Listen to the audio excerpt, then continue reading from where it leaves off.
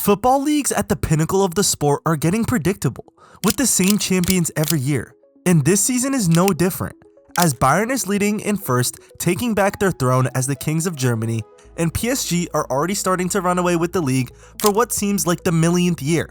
Money is making football quite predictable. And this trend may be starting to happen in the Turkish Super Lig, as Galatasaray are asserting their dominance in the league and are well on their way to a third consecutive title, winning their 25th overall this season, if they do become champions.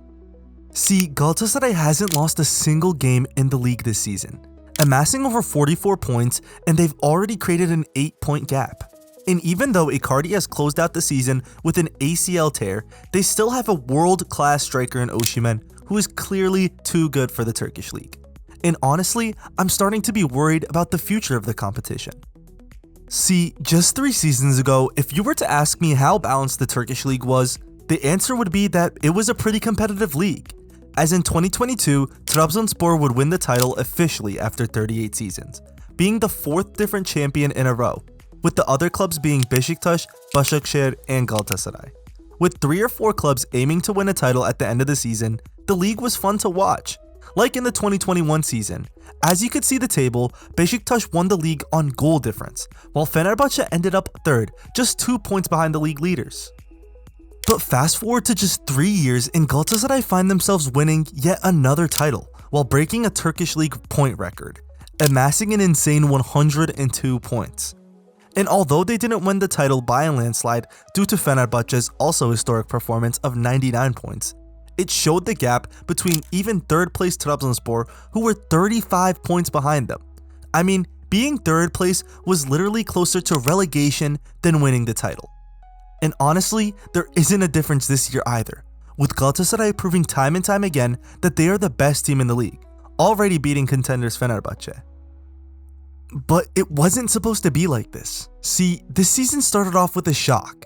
After bringing in players like Ciro Immobile and Benfica star Rafa Silva, Besiktas were looking dangerous, starting off their season destroying Galatasaray in the Turkish Super Cup 5-0. But just a couple months later, it seems as like the whole project has exploded in their face, as Besiktas are now 6th in the table, with just 1 win in their last 5 league matches. Rafa Silva and Immobile have fallen off performance-wise, as Besiktas have also sacked their manager in Van Bronckhorst. And their nightmare doesn't end there, as in the Europa League, they are currently 28th, meaning that they wouldn't qualify for the next round. Although there are still 2 matches left in the league phase, one of those is against Athletic Bilbao, who are 2nd in the table. So Besiktas may find themselves knocked out of the competition altogether. And this is terrible news. Already throwing in the towel for the league title, they started off super hot, but ended up disappointing just halfway through the season.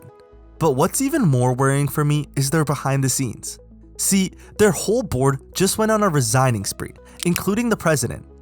And he would even come out and state, "I didn't come here promising a championship," just showing that his vision and commitment to the club might have not really been there. They have spent huge amounts on transfer fees and contracts recently, like 10 million on Ernest Mucci, 11 million euros on Almo Serati, and the contracts of players like Rafa Silva and Immobile will be very expensive to add on to that. It seems as though Besiktas is collapsing and will not be challenging for titles anytime soon. In talking about challenging, Fenerbahce is supposed to be the main opponent for Galatasaray in the title race. But there's only one problem. They haven't won the title in a decade. With their last triumph coming in 2014, Fenerbahce not winning is a big deal, because if they can't stop Galatasaray, that means that likely no one can. And although they made record-breaking investments this season by spending 20 million on Moroccan star En-Nesyri, bringing in ex-Newcastle player Saint Maximin, and of course the appointment of the special one in Jose Mourinho, they still sit 2nd, and a worrying statistic is appearing, as Jose hasn't won a single game against the top 6 of the table.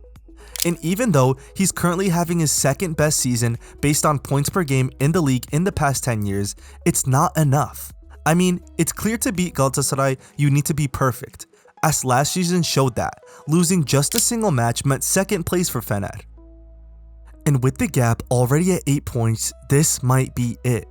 And if you're asking me, I think Fenerbahce as a whole is suffering from a big mental block.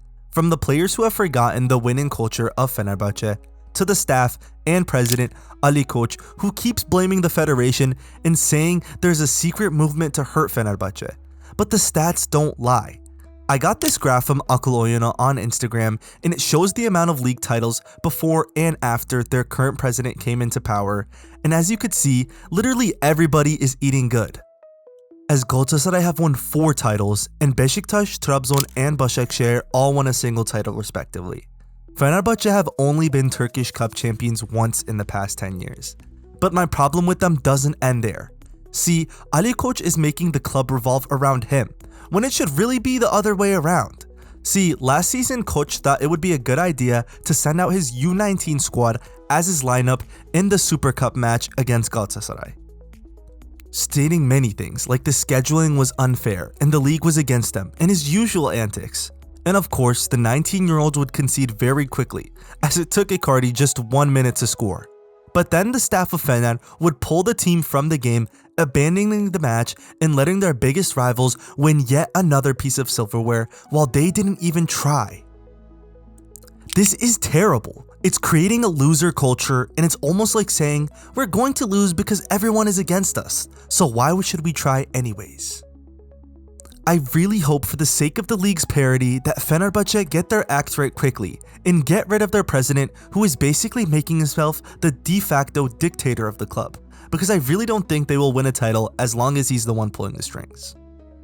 And I'm not even going to spend time talking about the other teams in the league, as right now no one even comes close to the way Galatasaray play, and I doubt Trabzonspor or the others have what it takes to dethrone them. And now finally, let's talk about how Galatasaray got to this position. Well, they stayed patient with their newest manager in Okan Buruk. Although his European journeys with Galatasaray have been a tad lackluster, such as a round of 32 exit in the Europa League to Sparta Prague, where they lost 4-1 in the second match, his league form is, well, insane.